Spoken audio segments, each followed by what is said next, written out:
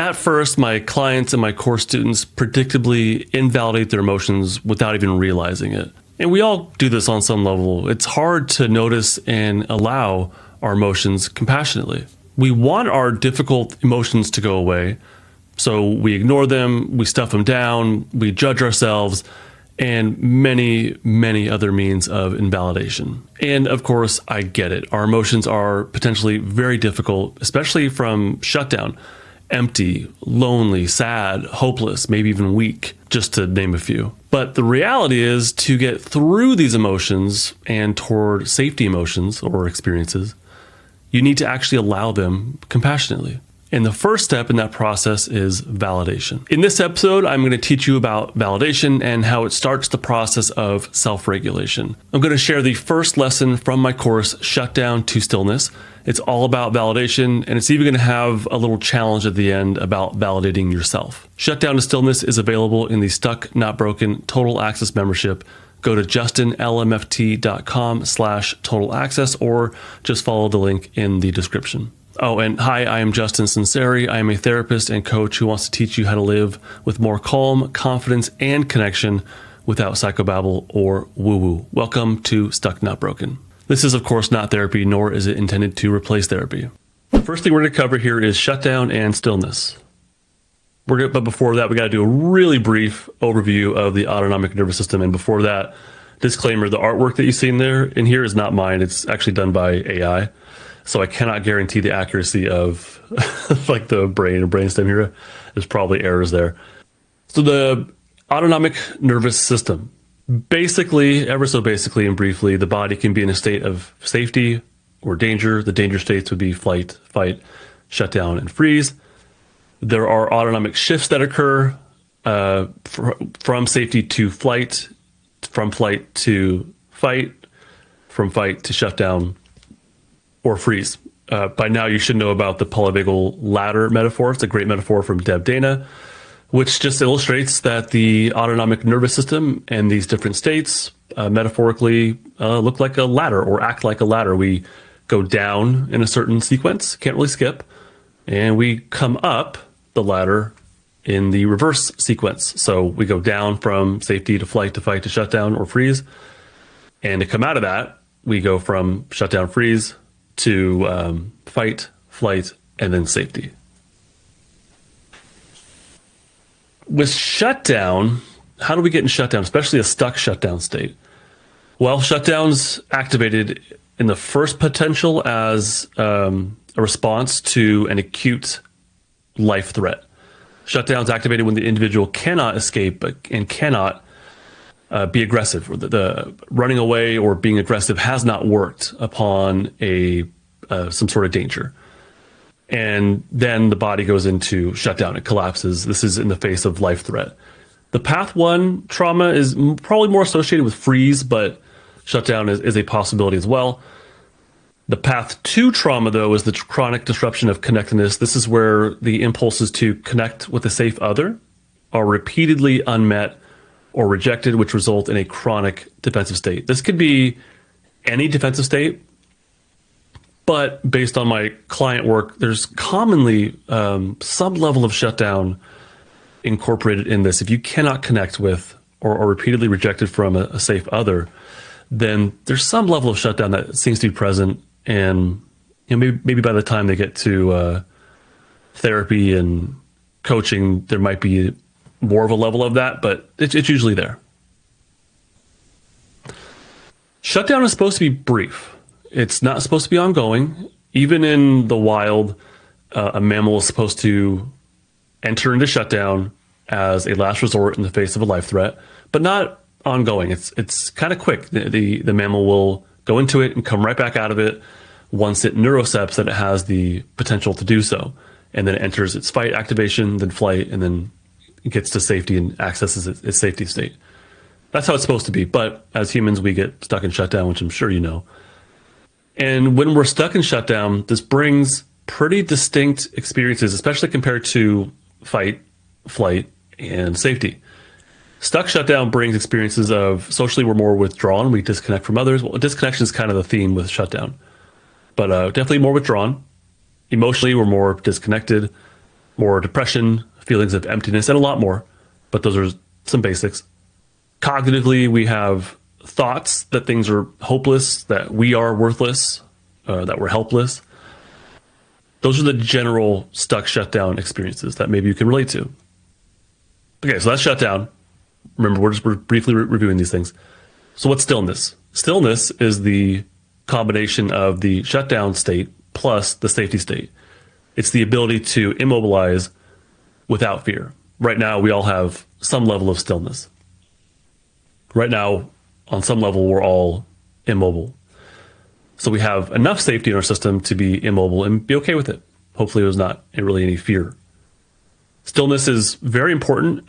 Intimacy with another person, self-reflection, using the restroom, sitting in class, getting desk work done. All these things involve that we immobilize and be okay with it. So stillness is extremely important. So how do these connect? Safety repurposes defense. Us mammals, we have this safety state. We have these ventral vagal pathways that can repurpose or combine with the defensive states and turn them into something else. It turns them into a mixed state.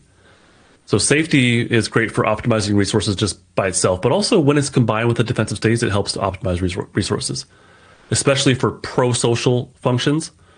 So when we have safety plus shutdown alone, that's stillness, but we can have stillness with another, that's intimacy. Safety repurposes shutdown. It turns our dominant shutdown state into something else, into stillness or into intimacy with another. And intimacy doesn't necessarily mean physical, it means connection. We're immobile, we're in stillness, but able to connect and co-regulate with another. So we need more safety to repurpose shutdown. All of you have some level of safety. All of you have some level of shutdown. We just kind of want those balances to look different. We want more safety to result in more stillness. As we have more safety, then we can access more stillness. We can be in the present moment and be okay with it. We can immobilize and be okay with it. So we need more safety. In shutdown and stillness, we'll focus on building more safety, leading to more stillness and more inner peace. We're going to do that through top-down cognitions. We're going to use environmental and sensory safety cues. We're going to do safety anchoring with mindfulness of safety cues as well. So the first step is validating shutdown. Validation is acknowledging what's true, what's happening internally.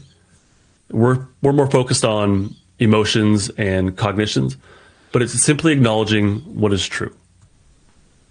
It can sound like I feel sad. It can sound like I'm miserable. It can sound like I feel nothing. It can sound like I feel hopeful. All these are validating. It's simply acknowledging what you feel or what you're thinking. What's not validation is being okay with or liking what is true. You can validate that you feel miserable. You don't have to like it. That's not what I'm saying. I'm not saying you have to like or be okay with it. You can say I feel sad. You don't have to be okay with that at all. It's just validating or it's acknowledging, well, I do, even though I don't like it, I do feel sad. Validation is not accepting that your experience is permanent either. I don't believe shutdown is permanent. I don't believe feeling empty or heavy is permanent. I think these are temporary things, personally. Invalidation is judging yourself. Sounds like there's something wrong with me. Other people aren't like this, and if you can relate, you can stick the little hand up to say so, or just nod along if you like. There might be things that you might be able to relate to these words. Invalidation is minimizing, denying, or using other cognitive skills. We're not going to go deeper into that, but using these other cognitive skills to lessen the true nature of your experience. It can sound like it's not a big deal. I just need to keep my mind off of it. I hear that a lot from my clients. Invalidation is labeling or diagnosing your experience. This could sound like I feel distracted because of my ADHD. It could be maybe I have CPTSD. I put this question here because I had a client who was going through a divorce, And she had grief and regrets, sadness, a little bit of anger. She had all kinds of emotions that I think are pretty normal for divorce, at least for a major life change, right? Maybe you can relate. So all these emotions come up, I think, that are natural, that come along with it. Validating for her would be to say, to acknowledge how she feels. She went to this couples therapist with her then husband, and the couples therapist saw her crying and emoting, and said, seems like something's off about you, excuse me. Seems like something's off about you. I wonder if you have CPTSD. So to me, that is invalidating. That's diagnosing, that's labeling. Of course, so diagnosis and labels have their role. It's not a discussion about that, but I think they can be misused, especially in the, if you're searching for, well, what's wrong with me? What's my diagnosis? What's my label? At that point, I think it becomes invalidation. Okay? So why the heck would you validate shutdown? You might be saying, I don't want to validate this. I don't like it. I don't want to feel it. I don't want to experience it. I don't want to pay attention to it at all. Well, how can you recover? How can you exit out of shutdown if you don't acknowledge that it exists? If you don't acknowledge the experiences of shutdown, how can you make that next step? To me, validating it is the first step. The alternative would be what? Ignoring it, minimizing it, repressing it, stuffing it down. Likely you've done some of these things or are doing these things. And I don't know, how's that worked out for you? Maybe it's gotten you to where you are now, and that's a good thing. Maybe it's done as much as it can, and it's not really going to help you out anymore. So I think it's okay to say these have played a role and helped me deal with whatever, but I'm ready for something different now. Okay? Have these made your life better? Maybe it got you through it. At this point, though, have they outplayed their usefulness and you're ready for something different? So let's talk about how to validate, because we're going to practice validation. Let's talk about how to validate. You validate through acknowledging what is true as best you can, as best you can. And that's acknowledging or naming what you feel as you feel it. You got to be honest with yourself. You can't do the judgments, or I guess you can, but that wouldn't be validating. You need to be honest with yourself. Take a deep breath, let it out slowly, and say, yeah, I feel X, Y, and Z. Your feelings are there. I don't think you're making any of this up. I don't think it's random personally. Your state is likely shut down or some level of shutdown within you. You got to be honest about that. But all this happens in the present moment. So if you're doing some sort of behavioral adaptation, if you're trying to keep your mind off it, if you're stuffing it down, to me, like, yeah, you exist in the present moment, but experientially, you're not in the present moment. When you're honest with yourself, that comes after you ground yourself in the present moment enough to be able to be honest with yourself. That's why I said the first thing you might do is take a deep breath, let it out slowly. And then as you exhale, say, yeah, I feel X, Y, and Z. So validation happens in the present moment. The good news is you've already validated yourself. You're here. So something is uncomfortable or uncomfortable enough, and you were honest with yourself enough, and here you are. You showed up. You've already done some level of validation. We just want to get to that next level of validation. So let's do a self-reflection, and this will ease us into a group discussion, okay? I want you to reflect on these questions. You can write them down if you like, or just reflect. Could you validate somebody else's emotions? Could you acknowledge them and name them?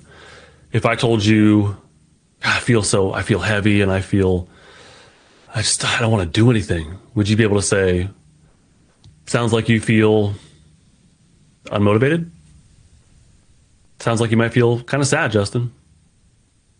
Or numb, I don't know, whatever. Would you be able to say, or put some emotions forward and say those emotions? Yeah, probably.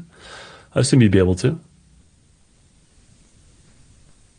If you talk to a therapist about, or some other helper about your own emotions, would they validate? Would they be able to acknowledge what you feel? If you told them, I think this way and I feel this way, or I behave this way, would they say, yeah, sounds like you're really kind of like this depressed place? So hopefully the answer is yes. Hopefully someone else will be able to do that for you. So can you validate yourself? Can you give that to yourself? That's kind of the point here. How do you feel about that? How do you feel about validating your experiences? And I would love to hear from, you can self-reflect, put it in the chat if you like. But I would love to hear from a few of you. And here's some further prompts if you want to kind of get your mind going. What emotions come up for you when I ask you to validate yourself? We're going to do that in a minute. What emotions, what cognitions come up for you? Was validation a normal part of your upbringing? Would you like to validate yourself more? So reflect on those. I'd love to hear from a couple of you, whatever comes to your mind. Thank you so much for joining me today on Stuck Not Broken. If you like this mini lesson from Shutdown and Stillness, you're going to love the entire course. It's available as a standalone self-paced course, or it's available as a live cohort, which I think is a really great option.